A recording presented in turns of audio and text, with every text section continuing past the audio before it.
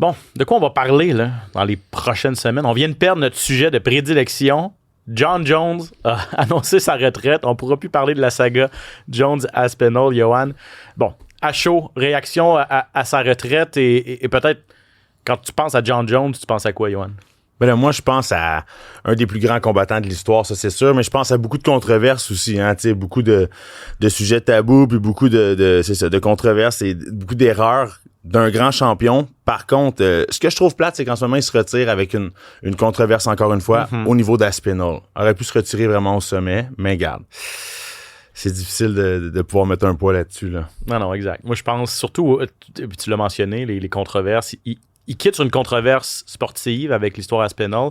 Là, il y a l'histoire il aurait fui la scène d'un accident. Il y a peut-être d'autres démêlés avec la justice qui s'en viennent. C'est pas clair.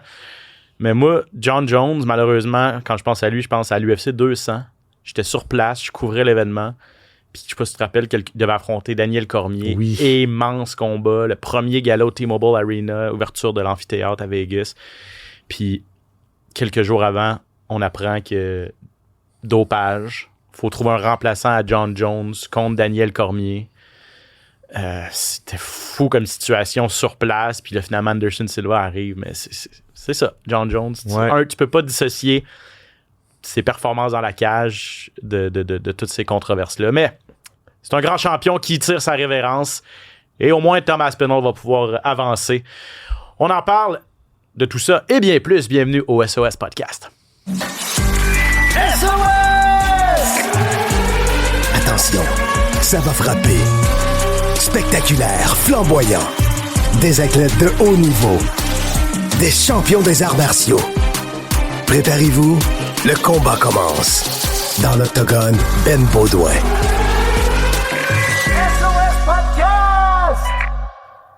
Ben Baudouin en compagnie de Johan Lennes, bienvenue encore une fois au SOS Podcast. On va commencer, on va poursuivre en fait cette discussion-là avec Johan sur Jon Jones. C'est la nouvelle de la semaine dans les arts martiaux mixtes. On va revenir sur l'UFC Bakou, mettre la table évidemment pour le gros UFC 317. On est mercredi, on enregistre une journée d'avance parce que je quitte pour Vegas demain. Je serai sur place pour la diffusion du gala à TVA Sport et à la télé à la carte.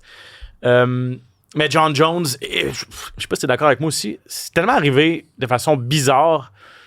Tu sais, c'est peut-être le plus grand champion ou un des plus grands champions. Oui, certainement. Puis on annonce ça à la fin d'une conférence de presse alors que l'UFC est en Azerbaïdjan à Bakou. Au détour d'une phrase d'Dana White qui dit « Ouais, Jon Jones m'a appelé hier puis il m'a annoncé sa retraite. » Puis tu sais, c'est pas l'annonce à laquelle tu t'attends pour le plus grand champion des 205 livres de l'histoire, champion actuel des poids lourds. Il y a anguille sous roche, c'est particulier. Surtout après ce qu'on vient d'entendre là, aux nouvelles, qu'il y aurait eu un accident de voiture et qu'il serait parti tout de suite après les lieux. Tu sais, veux pas, avec la carrière qu'il a eu, avec le retour qu'il a fait contre Miocic, il a fait un gros retour contre Miocic. Là, on parlait d'un combat vraiment historique contre Tom Aspinall. Et là, boum, ça tombe dans l'eau comme ça. Tu sais, vraiment, je pense que oui, comme tu le mentionnes, c'est pas clair. Est-ce qu'on veut encore lui donner du temps? Moi, je serais pas surpris qu'on lui donne encore un an puis qu'on n'entende pas parler de Jon Jones encore. Il l'a déjà fait, il serait encore capable de le faire. S'il y en a un qui est capable de le faire, c'est lui. Il a montré que même s'il prenait des longues pauses puis qu'il était pas actif, il était en mesure de revenir. Une chose est sûre, c'est que moi, je trouve ça plate parce que Jon Jones, pour moi, c'est le plus grand champion de l'histoire. C'est un des plus grands combattants. Pour que Khabib Nurmagomedov disent que Jon Jones lui-même est un des plus grands combattants. OK, au niveau de l'humain puis des choix, on s'en reparlera, mais au niveau de l'athlète dans la cage, c'est vraiment un phénomène. J'aurais adoré pouvoir voir Jon Jones au sommet de son art contre Tom Aspinall au sommet de son art en ce moment. Ça leur aurait donné sûrement un des plus grands combats de l'histoire des arts martiaux mixtes, là. Il a été champion une première fois, le plus jeune champion de l'histoire de l'UFC à 23 ans seulement. 8 défenses de titre de son premier règne, a perdu en raison, on parle d'accident, il a quitté la scène d'un accident, là, délit de fuite. Il y en a eu un délit de fuite en 2015, il a été dépouillé de son titre, mais il est revenu par la suite à l'UFC 197 pour un championnat intérimaire. Après ça, a unifié les titres avec 3 autres défenses. Bref, carrière tout simplement remarquable. Sa seule défaite, on s'en rappelle, c'est par disqualification. Et aujourd'hui, les coups qu'il a donnés à l'époque contre Mark Hamill étaient illégaux à l'époque, mais sont maintenant les coups de coude 12-6. Là, Exactement. Et on le sait, John Jones a demandé à ce que cette défaite-là soit révisée au niveau de la commission pour vraiment enlever une mauvaise note à sa fiche, parce que sinon, il a juste des zéros, il est invaincu, aucune nulle non plus. Donc, tu sais, vraiment, il a été dominant. Puis, tu sais, quand on parle d'un champion dominant, il a battu des gros noms. Rashad Evans, Rampage Jackson, Lyoto Machida, Victor Belfort. Il les a tous affrontés, il les a tous dominés, il les a tous terminés. Et on se souviendra des grosses guerres qu'il a faites contre Gustafsson ou même Cormier. C'était des gros combats comme contre Cormier. Au deuxième combat, il l'a terminé avec un gros kick à la tête. Mais on le sait, Daniel Cormier, c'est un des plus grands champions aussi qu'on a eu. Donc vraiment, John Jones a été un champion, mais un champion dominant aussi. 100%. Et ce qu'il a fait à Cyril Gane quand il est passé chez les Lourds, moi j'étais un de ceux qui disaient Cyril Gane, ça pourrait être un gars qui pourrait donner du fil à retordre. Moi aussi. Ça a duré 2 minutes 4 secondes. John Jones en a fait qu'une bouchée. Est-ce qu'il avait peur de Thomas Pinal? Je pense pas. Honnêtement. Bon, John Jones, c'est plus ce qu'il a déjà été. Mais oui, puis Aspinall, il était peurant, là, je veux dire. C'est une force de frappe incroyable, termine ses adversaires très rapidement. Mais t'es John Jones. John Jones peut toujours lutter, puis il aurait eu 100% le dessus sur Thomas Pinal. Comme il a fait avec Cyril Gane, tu l'amènes au sol, puis après Exactement. ça, t'es dans le monde de John Jones. Très bonne gestion de la distance aussi, John Jones. N'oublions pas son reach qui est de 85, qui est un des plus grands de l'histoire. Et ses push kicks, ses side kicks. Donc vraiment, c'est tout un questionnement. Je suis triste qu'on aura peut-être sûrement jamais la réponse. Mais il y a des gens qui pensent que des observateurs, d'autres combattants, j'ai vu sur les réseaux sociaux qui disent OK, il se retire parce que petit problème avec la justice. Moi, je pense vraiment que c'est ça. Mais il va faire un retour peut-être. Là, il est rendu à 40 ans. Je sais pas si c'est un retour, c'est vraiment souhaitable. Mais c'est pas impossible. Bref, à suivre donc. Mais bonne retraite à John Jones. Mitigé. Héritage mitigé avec tout ce qu'on vient de parler. Je suis d'accord. Au niveau sportif, sensationnel. C'est les à côté, malheureusement, qui crée ce petit nuage autour de sa personne et de son héritage. UFC Bakou, première visite de l'organisation en Azerbaïdjan avec en finale Khalil Rountree et Jamal Hill. Qu'est-ce que tu as pensé du combat final? C'était assez... d'abord, victoire de Khalil Rountree qui, et on l'a su par la suite, était blessé au ménisque quand même assez sérieusement. Là. C'est une déchirure d'un ligament donc du genou 3 semaines avant le combat qui susceptait quand même. Puis il a dominé, là, je veux dire. Il a dominé. Tactiquement, c'était pas... Bon, ses coups, il l'a envoyé au tapis 2 fois, je pense, au 4e round. Jamal Hill, donc assez solide quand même, Rountree, mais c'était surtout un jeu d'échecs, puis jeu d'échecs dominé par Rountree. Oui, puis tu sais, je l'avais mentionné la semaine dernière que Rountree était beaucoup plus complet, puis on l'a vu là, que ses attaques étaient vraiment variées. Là, sur 102 coups qu'il a lancés, seulement 30 coups ont été visés à la tête. Tout le reste des coups, c'était au corps et aux jambes. Donc, c'est vraiment immense. C'est quasiment 70% des coups qui sont juste aux jambes et au corps. Puis, il faisait des attaques variées, puis ça a vraiment fait du dommage. Je pense qu'il a fait la grosse différence, c'est la grosse main droite en partant le combat, la main droite ou la main gauche, pardon. En partant le combat, qui a vraiment sonné Hill. Lui qui revient de 2 défaites par KO par la suite. Ouais, c'est vrai. A vraiment dû se poser des questions, être à reculons le reste du combat, se dire, je peux pas me faire passer le knockout une 3e fois. Fait que selon moi, ça l'a...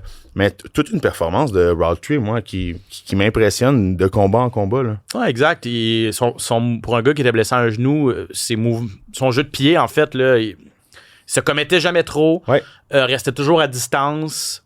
Ses coups de pied dans les jambes étaient assez dévastateurs. Très puissant, exactement. La jambe avant, il a fallu que Hills change de côté parce qu'à un moment donné, c'est sa jambe, si je me trompe pas, c'est sa gauche, là, sa jambe avant qui était presque démolie au complet. Donc, ces coups de pied dans les jambes, tôt dans le combat, ont vraiment payé là, pour Rountree.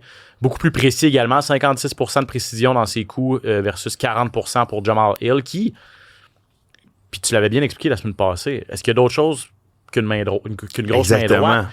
Il a paru très unidimensionnel dans ce combat-là. Exactement, puis il a seulement envoyé à la tête, on l'a vu, là, il envoyait seulement des coups à la tête. Je pense qu'il a essayé 2-3 fois aller au corps, quelques coups dans les jambes, mais 95% de ses frappes étaient au niveau du visage, puis statistiquement parlant, c'est vraiment ça. Donc, vraiment, Hill se doit de se réinventer, là, parce que là, je pense, puis à moins que j'aille mal vu, est-ce que l'UFC a résilié son contrat ou ça me surprendrait, mais va vraiment devoir qu'il retourne sur le tableau puis refaire ses devoirs, parce qu'en ce moment, sa formule a fonctionné. C'est incroyable de voir un gars comme lui qui part de Contender Series, qui s'est rendu à un combat de championnat, qui a eu la ceinture sur son épaule, qui a été champion. Et là, sur 3 grosses défaites consécutives, vraiment, c'est très difficile pour lui en ce moment. C'est comme si tous les combattants l'avaient solutionné. Ils savaient c'était quoi Jamal Hill. Quand on se bat contre Jamal Hill, c'est ça. Donc, on l'a vu ce soir, on l'a vu samedi dernier, Roundtree qui a vraiment fait une grosse performance, qui l'a dominé statistiquement 5 rounds de 5 minutes. Là. Exact. Et puis, je pense pas, donc, en tout cas, j'ai pas vu ça passer, que Hill avait été à être retranché, mais c'est pas bon pour personne, 3 défaites consécutives, comme tu as dit. Non. Surtout qu'avant ça, il était sur toute une séquence avec juste des bonnies de performance, 4 victoires de suite. Là, il tombe de haut, Jamal Hill. Et pour Roundtree, il passe dans le top 5 pour la première fois de sa carrière. Il est peut-être à une autre victoire d'un deuxième combat de championnat. Ankalaev, Pereira, ça regarde bien qu'on va avoir une revanche pour la ceinture éventuellement, mais Roundtree vient de faire sa place parmi les ceux qui sont en lice pour la suite. Rafael Fiziev contre Ignacio Bahamondes, on en parlait, toi puis moi, on avait très très hâte de voir ce combat-là. Bon, pas dire que c'est décevant, mais je m'attendais à plus. Ils ont été très stratégiques, hein? Ils ont été très techniques. Je pense que les deux ne se sont pas trop mouillés. Bahamondes... On se respectait beaucoup, en Exactement, fait. c'est ça. On était plus à reculons un petit peu. On le sait, Fiziev, lui, c'est quelqu'un qui est plus vers l'avant. Tout ce qu'il lance, c'est en puissance. Clairement, la puissance était du côté de Fiziev. 100%. On l'a senti dans le combat rapidement. Puis ça, veut pas, je pense que mentalement, ça l'affecte beaucoup le combat. Je pense que aussi Bahamondes était... c'était le plus gros combat de sa vie. T'sais. Ouais, exactement. Peut-être un peu de stress. Puis, tu veux pas dans un combat de 3 rounds, si tu te prends un round et demi avant de trouver vraiment tes repères, après ça, il te reste plus beaucoup de temps. Il a tenté des choses au 3e, mais je l'ai senti soit stressé ou soit qui est finalement pas capable de solutionner ce qu'il y avait devant lui, en fait. Là. Oui, puis Fiziev, c'est un combattant d'expérience. C'est quelqu'un qui ça fait longtemps qui est dans qui est dans les sports de combat, que ce soit le combat debout ou les arts martiaux mixtes. Puis on l'a vu qu'il a vraiment été capable de solutionner Bahamondes. Rapidement, il était à l'aise. On l'a pas vraiment senti en danger. On l'a senti mettre beaucoup de pression aussi. Donc vraiment, c'est une belle domination. Ça démontre vraiment un vieux loup qui est en mesure de bien gérer un jeune lion. Fait que, tu sais, de retour au travail pour Bahamondes, qui a pas à rougir de sa performance non plus, parce qu'il a bien fait contre un gros vétéran. C'est ça. Mais qui se doit de revenir plus fort. Là. Exactement. Puis c'est un jeune combattant, il était sur toute une séquence, mais c'est ça. On se rend compte que le top 10 à 155 livres, c'est... Il y a une différence, là. C'est quelque chose. Il y a tout un step. C'est un gap. Donc, voilà pour Fiziev qui l'emporte finalement par décision unanime devant les siens et un autre Azerbaïdjanais, Nazim Salikov contre Nicolas Mota. Ça a été le combat de la soirée. Tellement... Ça n'a pas été une grande carte, t'sais.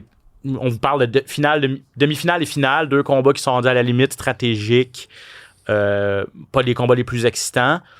Ça a été à l'image de la soirée, beaucoup de décisions dans cette soirée-là, pas énormément de coups d'éclat, mais les coups d'éclat sont arrivés dans ce combat-là, Sadikov contre Nicolas Mota, alors que les deux sont partis avec 100 000 Sadikov qui l'a emporté par KO, on lui a donné combat de la soirée et performance de la soirée. Et même chose pour Mota, bien sûr, partage le combat de la soirée. Mais on lui a donné une performance de la soirée, même s'il s'est fait passer le KO. Wow. Ça, je pense pas avoir déjà vu ça. C'est assez incroyable. Mais le combat était assez spectaculaire parce qu'au début, premier round, Mota, on pense qu'il va coucher Sadikov, qu'il va terminer le combat.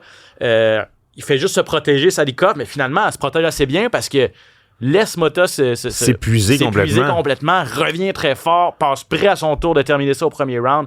Finalement, on se rend au deuxième, les deux s'échangent des bombes. Les deux sont épuisés. Les deux survivent et finalement, le coup de massue, le coup d'assommoir est arrivé par Sadikov en fin de round.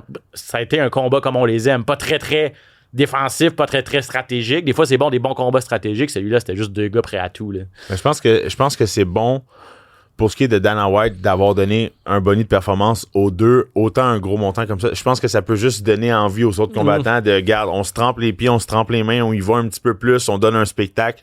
Je pense qu'il y a vraiment une idée derrière ça. Ouais. Puis je pense que l'idée est bonne. C'est sûr que, tu sais, on se doit être stratégique parce que, c'est comme tout bon coach va dire à son élève, si tu vas à la guerre comme ça puis que tu fais juste planter tes pieds puis lancer des coups, c'est comme si tu lançais un 25 sous dans les airs puis que tu sais t'attendais de savoir c'est qui touche le premier. L'objectif c'est pas ça, mais c'est sûr que ça donne toujours un bon spectacle. Ça lui fait quand même, Sadikov, globalement, une fiche de 11 victoires, une défaite et un verdict nul dans sa carrière. Et à l'UFC, 4 victoires, aucune défaite. Et bref, à 155 livres, un gars à surveiller qui non seulement termine ses combats. Termine ses combats, exactement. Un gars spectaculaire. Un bon menton, on l'a vu. Bonne force de frappe aussi. J'ai hâte de le voir contre des gars peut-être. C'est sûr que les prochains combats, on va le mettre contre des gars un peu plus peut-être de renom, des adversaires un peu plus coriaces. On verra comment ça va se passer pour Nadim Sadikov. Voilà pour l'UFC Bakou. UFC 317 cette fin de semaine. Grosse semaine de festivités, en fait, pour l'UFC. C'est la semaine internationale des combats. Chaque été, Las Vegas devient le point de mire pour les amateurs de partout.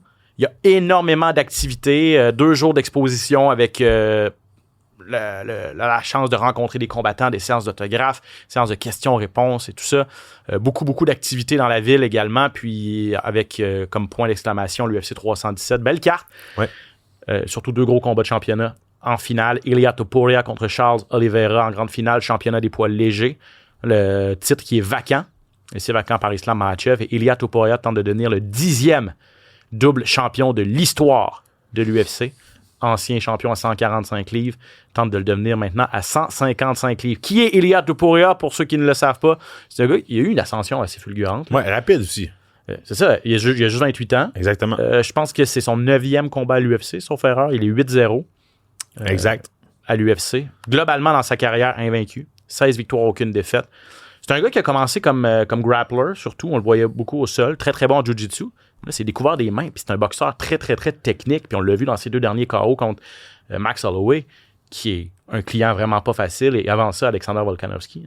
Écoute, Topuria, tu l'as mentionné, 16 victoires, aucune défaite. 6 KO, mais 8 soumissions. 8 soumissions. La moitié de ses victoires, c'est des soumissions. Fait que là, les gens, ils disent Oliveira a l'avantage au niveau du sol. Attendez un petit peu, là, Topuria, ceinture noire en jiu-jitsu brésilien, très solide en jiu-jitsu brésilien. 8 soumissions à ses combats. Puis comme tu l'as mentionné, revient de 2 gros KO. Mais pas n'importe qui, là. Max Holloway. Le seul à avoir passé le KO à Max. Volkanovski, là. Puis Topuria, moi, ce qui m'impressionne, puis ce que je dis à mes jeunes boxeurs le plus possible, regardez ses 2e attaques. Topuria va être bon pour t'envoyer une attaque, continuer dans le mouvement et préparer une 2e attaque qui, elle, va faire du dommage. Puis c'est souvent ça qui touche puis qui termine le combat parce que les premiers coups touchent jamais. C'est les 2e et le 3e coup qu'on voit pas venir puis il est excellent là-dedans. Fait réagir. En fait, c'est ça. C'est qu'il utilise ses premières attaques pour... Oui, des trappes. Mais des trappes. Pour les faire réagir son adversaire. Puis c'est exactement, finalement, comment l'autre va réagir. Puis là, il est capable de passer... C'est vraiment impressionnant. Oui, exactement. Puis c'est ça. C'est un gars qui a trouvé sa puissance dernièrement. Je pense qu'il s'est tellement amélioré depuis qu'il est à l'UFC au niveau du combat debout, au niveau du striking, parce qu'il a 6 KO au total dans sa carrière, 6 victoires par KO, mais 5 à ses 7 derniers combats. Exactement. 5 de ces 6 KO sont arrivés à l'UFC. Donc, c'est assez impressionnant. Un gars qui est impressionnant, c'est aussi Charles Oliveira, qui a déjà été champion, qui est le meneur de tous les temps, qui détient les records à l'UFC pour le nombre de victoires avant la limite, 20. Nombre de soumissions au total, 16 dans l'UFC. Et le nombre de bonnies de performance, 20 aussi. C'est un gars qui est à l'UFC depuis longtemps, mais c'est un gars, à chaque fois qu'il rentre dans la cage, incroyable. Gagne pas mal plus qu'il en perd, puis très, très, très impressionnant et excitant. Donc, quel genre de défi représente Charles Oliveira pour Ilia Topuria? J'ai eu la chance de parler à l'ancien champion des 145 livres. On va écouter sa réponse. Just go in and put him to sleep because I know that I'm much better than him everywhere. He has like all that records. He has the most submissions in the UFC, but I fought many guys that had that they break many records. Walk, Max Holloway, now Charles Oliveira. It's like I know this story really well, you know. One more opponent. He's dangerous, of course. He has a lot of experience, but he's gonna feel something different, something that he never felt in his life. ultra confiant, donc Ilia Topuria de pouvoir... il m'a expliqué par la suite, bon, il dit des records. Max Holloway en avait plein de records, Volkanovski en avait plein de records. Je veux dire, il n'y a pas tort. C'est rien de nouveau, il n'y a pas tort exactement. C'est un gars ultra confiant. Il me dit, regardez, je suis confiant, j'ai toujours été confiant, je sais que je vais gagner, j'ai aucun doute dans mon esprit, mais je suis confiant parce que je sais tout le travail que je mets. Donc, c'est pas une confiance qui arrive de nulle part. Là. C'est un gars qui travaille énormément aussi. Puis il m'expliquait que Charles Oliveira, selon lui, c'est... Tu sais, il pense que Volkanovski et Holloway, c'est des gars plus difficiles à solutionner que Charles Oliveira. On verra, mais son explication faisait du sens parce qu'il dit Volkanovski et Holloway, c'est des gars qui avancent pas beaucoup. C'est des gars qui bougent beaucoup, mais ils se battent pas nécessairement vers l'avant. Ils vont toujours bouger, trouver des ouvertures. Donc, c'est des gars très, très, très techniques. Au niveau du combat debout, Oliveira est pas mal moins technique. Il va foncer vers l'avant, il s'est déjà fait toucher. Quand il se fait toucher, souvent, c'est là, si on va dans son monde au sol, c'est là que, même s'il était branlé debout, on se retrouve au sol finalement. Renversement de situation complet, Oliveira va aller trouver une façon de passer une soumission. Donc. Mais debout, c'est vrai que Volkanovski et Holloway sont peut-être une coche au-dessus d'Oliveira. Complètement, puis c'est vrai que c'est complètement vrai ce que tu dis, parce que c'est vrai que Oliveira se fait souvent toucher, spécialement au corps, parce qu'il est très grand. Et une des forces de Topuria, c'est d'aller au corps. Il va au corps et il revient à la tête. Puis on l'a vu dans main de combat que Oliveira, souvent, en début de combat, il se fait toucher. Rappelons-nous contre Chandler, on pensait tous que Chandler avait terminé le combat. Oliveira était quasiment rendu à genoux, puis Chandler lançait des coups. Puis c'est arrivé souvent, Gaethje avait touché Oliveira. Et comme tu le mentionnais, Oliveira revient fort. Mais là, si Topuria se met à toucher Oliveira, selon moi, le combat durera pas longtemps. Donc, intéressant. Et on vous le dit, là, il y en a eu seulement 9 dans l'histoire. Il pourrait être le 10e à être double champion.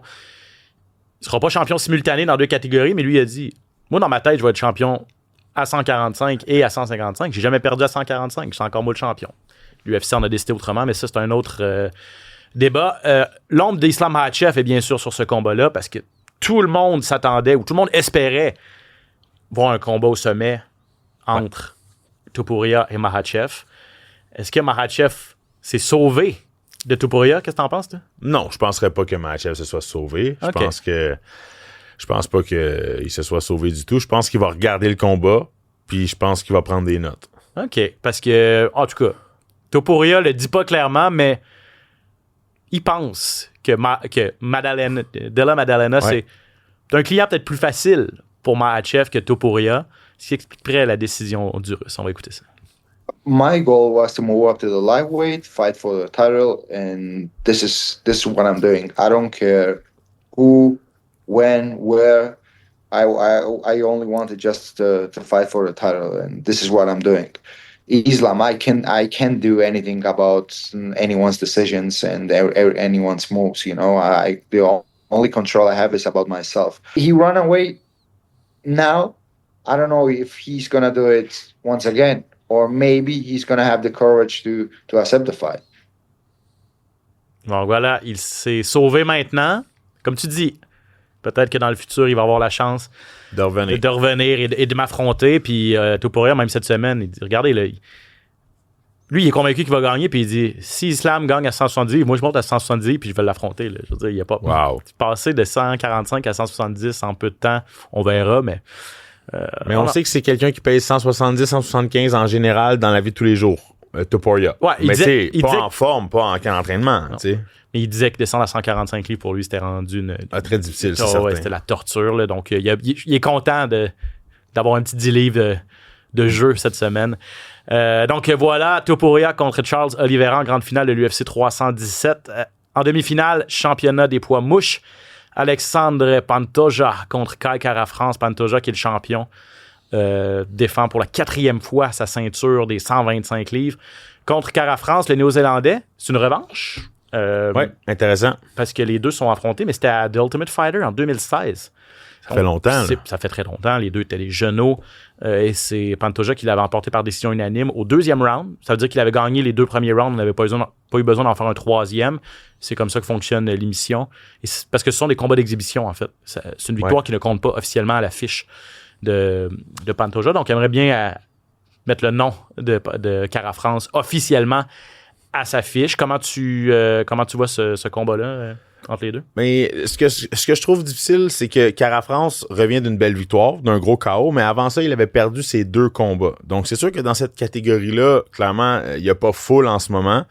J'ai hâte de voir est-ce qu'il va être en mesure de solutionner le jiu-jitsu de Pantoja, parce qu'on le sait, Pantoja vraiment... Gros jiu-jitsu brésilien, Kara France, c'est pas nécessairement sa force, aucune soumission. C'est vraiment un gars qui a plus une grosse force de frappe. Une grosse force de frappe, qui est très explosif, qui va vraiment y aller coup pour coup un petit peu, on peut même dire comme ça. Je pense pas que le champion Pantoja, avec l'expérience qu'il a, 4e défense de titre, comme tu l'as mentionné, va être super technique, va être super tactique. Je vois vraiment un combat pas nécessairement rapide, mais je vois une soumission de Pantoja. Je pense que Pantoja est en mesure d'aller chercher un contrôle puis apporter le combat au sol. C'est vraiment comme ça que je le vois. À 11 soumissions en 29 combats, c'est quelqu'un qui est très dominant au niveau du jiu-jitsu. Je t'ai pas demandé le combat final. Qui tu vois entre Topuria ou Oliveira? Est-ce que tu vas te mouiller pour celui-là aussi? Moi, je pense que Topuria va...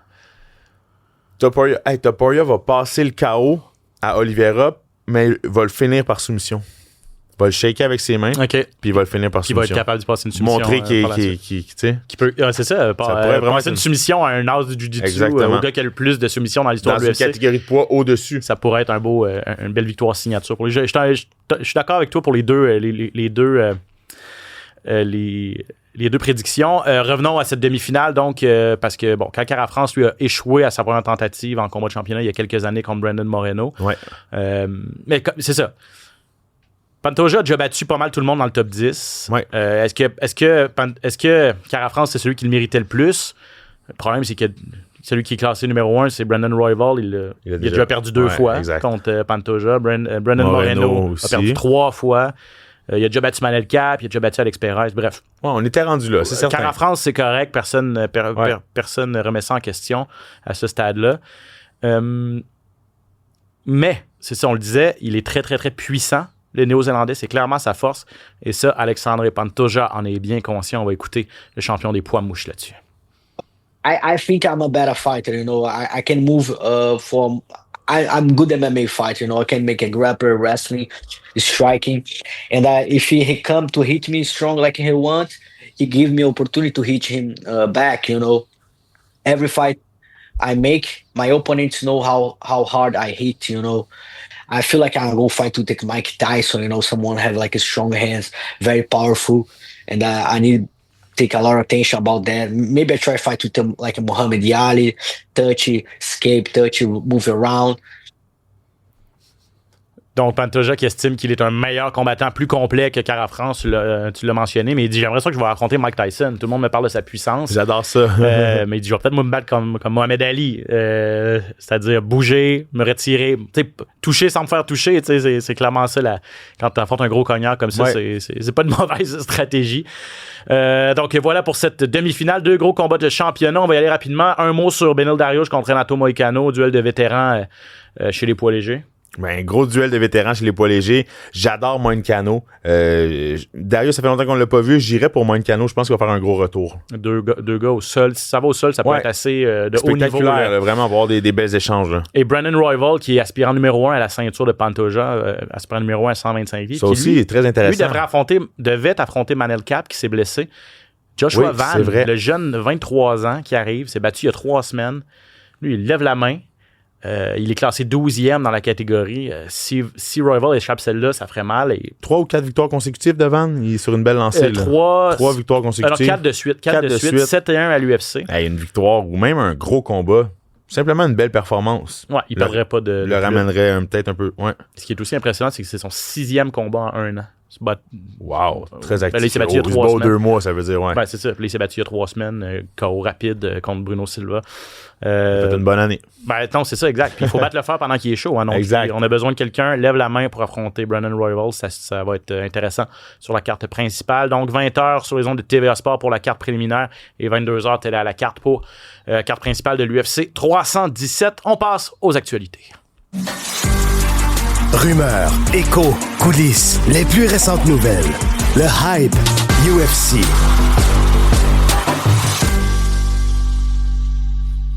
Un petit 2 minutes. La grosse nouvelle, on en a parlé en début d'émission, c'est Jon Jones qui prend sa retraite. Thomas Aspinall, maintenant le champion incontesté des poids lourds. Je m'attends à une annonce de combat très bientôt. Là. Je serais pas sûr. Là, ça fait déjà 1 an qu'il s'est pas battu. Est-ce qu'on va le mettre au mois de septembre au UFC 320? Peut-être. Est-ce qu'on va le garder pour New York, la grosse carte au Madison Square Garden? Ça ferait en sorte que Aspinall plus d'1 an sur la touche à suivre. Mais je m'attends à une annonce Cyril Gane contre Thomas Aspinall. Oui, puis tant mieux pour la division des poids lourds. Là, parce que ça va faire du mouvement puis ça va faire du bien. Exactement. Des combats qui ont été annoncés cette semaine. 2 gros qui retiennent l'attention. Diego Lopez contre Jean Silva le 13 septembre en finale du gala spécial Mexique, le UFC Noche. Ça, c'est en même temps que Crawford Canelo. Les deux à Vegas? Non, au T-Mobile, c'est Canelo contre Terence Crawford en boxe. Oui. Et puis ça va être à San Antonio. Le gala Diego Lopez contre Jean Silva. Mais au Brésil. Non, c'est San Antonio, Texas. OK, Texas. Ça devait être à Guadalajara, au Mexique, mais parce que c'est le gala spécial pour l'indépendance mexicaine. Mais je pense que c'est des travaux à l'amphithéâtre. Ça devait être l'UFC 320 aussi. Là, on a déplacé ça aux États-Unis, puis on en a fait juste un fight night. Mais bref, Silva contre Lopez. Quel combat! Silva, on en parle. C'est un méga cogneur. C'est un gars qui est sur toute une séquence à l'UFC. Puis Lopez vient de perdre en combat de championnat. Grosse mise pour Lopez quand même. Là, après une défaite comme ça en championnat, affronte un gros cogneur comme Silva. Ça sera pas un combat facile. Non, vraiment pas. Puis... honnêtement, je salive. Là. Ça va être un gros combat parce qu'on sait que Lopez aussi a des mains très lourdes, frappe très fort. Là. On va se souvenir de sa combinaison contre Ortega. Là. Il l'avait éteint, il l'avait rallumé par la suite. Là. Vraiment, c'est un combattant spectaculaire, Lopez. Là. Puis Lopez, qui l'a amené en combat de championnat, c'est le fait qu'il s'est battu ultra souvent avec des grosses performances, finissait ses combats, était spectaculaire. Silva est en train de faire la même chose. Wow.